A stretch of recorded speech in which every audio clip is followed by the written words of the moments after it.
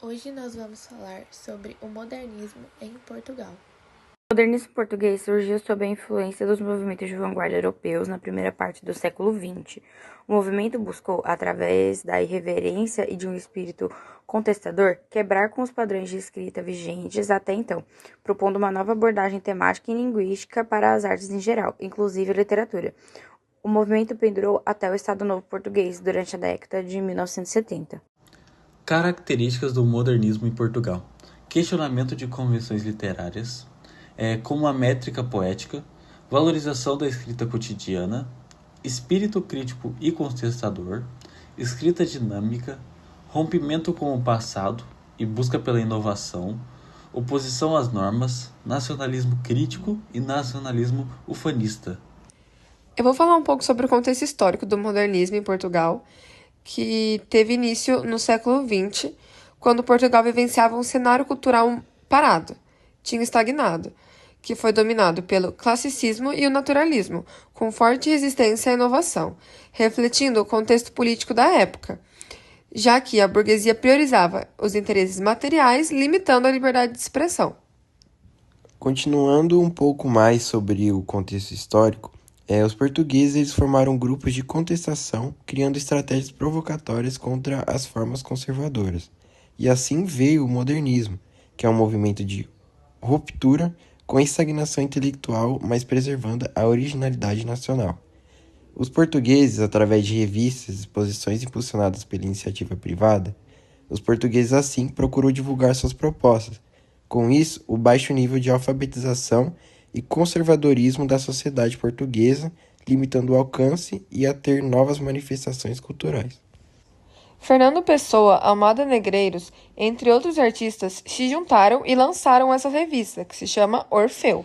O projeto tinha como principal função publicar as produções desses artistas que buscavam inovação artística. Essa revista foi lançada no ano de 1915 e é oficialmente considerada o início do modernismo em Portugal. Agora a gente vai falar um pouquinho sobre as 4 vertentes do modernismo. O orfismo, ele corresponde à primeira fase do modernismo português. Ele recebeu esse nome por conta da revista Orfeu, que foi a primeira a divulgar os ideais modernistas e as tendências culturais que circulavam na Europa no início do século XX. Ela foi fundada em 1915 por um grupo de escritores e artistas plásticos.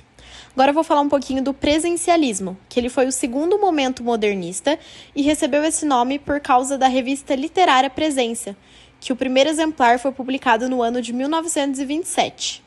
Fortemente influenciada pela revista Orfeu, a publicação foi a principal responsável por divulgar e dar continuidade às ideias modernistas. Embora seus representantes tenham defendido uma literatura mais intimista, voltada para a introspecção e para o experimentalismo, o grupo encerrou suas atividades no ano de 1940. O neorrealismo é um movimento artístico que está associado a uma arte ideológica que denuncia os problemas sociais.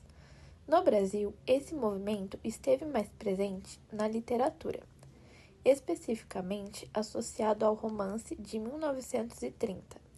Na Itália, ele sobressaiu no cinema, apesar de ter também grande influência na literatura.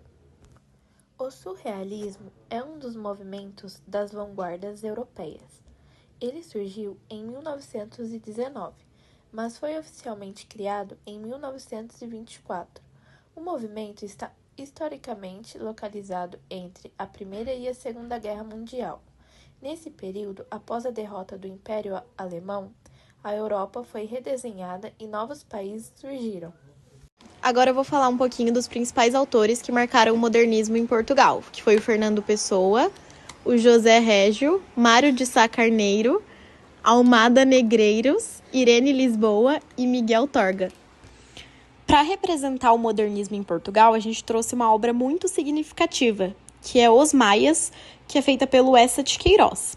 Embora ela tenha sido publicada um pouco antes do auge do modernismo, ela é bem frequentemente associada ao movimento devido à sua crítica social e à inovação em estilo narrativa. Essa obra ela fala um pouquinho de um romance que narra a história da família Maia.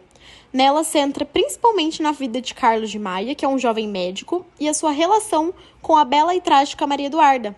A obra ela se passa em Lisboa e abrange um amplo período da vida dos personagens, explorando temas como amor, desilusão, decadência social e a crítica à burguesia portuguesa.